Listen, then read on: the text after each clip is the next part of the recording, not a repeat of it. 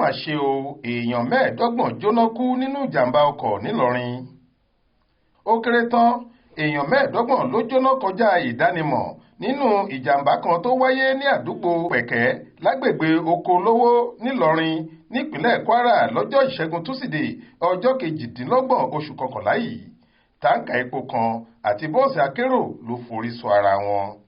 Alukoro iléeṣẹ́ panápaná ìpínlẹ̀ náà Hasan Hakeem Adékúnlé tó fìdí ìṣẹ̀lẹ̀ náà múlẹ̀ lọ́jọ́rú Wẹ́sídẹ̀ẹ́ ọjọ́ 29 oṣù yìí.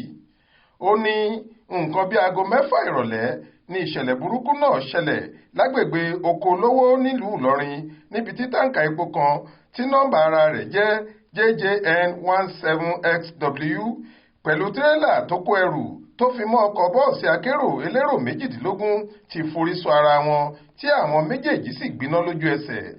Èèyàn mẹ́ẹ̀ẹ́dọ́gbọ̀n ló pàdánù ẹ̀mí wọn síbi ìṣẹ̀lẹ̀ náà. Èèyàn 15 farapa yánnayànna tí wọ́n sì ń gba ìtọ́jú nílé ìwòsàn báyìí. Ó tẹ̀síwájú pé ìwádìí fìdí ẹ̀ múlẹ̀ pé láti ìpínlẹ̀ Niger ni táǹkà epo yìí ti ń bọ̀ tó sì lọ gba ọ̀nà lọ́nà èyí tó fi lọ forí sọ tírélà akẹ́rù tó ń bọ̀ láti ìlú Èkó táwọn méjèèjì sì gbiná. Iná yìí ló ràn mọ́ bọ́ọ̀sì elérò 18 tó ń lọ jẹ́jẹ́ rẹ̀. Alukoro fún àjọ ẹ̀ṣọ́ aláàbò ojú pópó nípínlẹ̀ Kwara arábìnrin Bazambo náà fìdí ìṣẹ̀lẹ̀ yìí múlẹ̀. Ó náwọn ti ṣe gbogbo ohun tó yẹ nípa kíkó àwọn tó farapa lọ sílé ìwòsàn táwọn sì ti kó àwọn òkú lọ sí mọ́ṣúárì.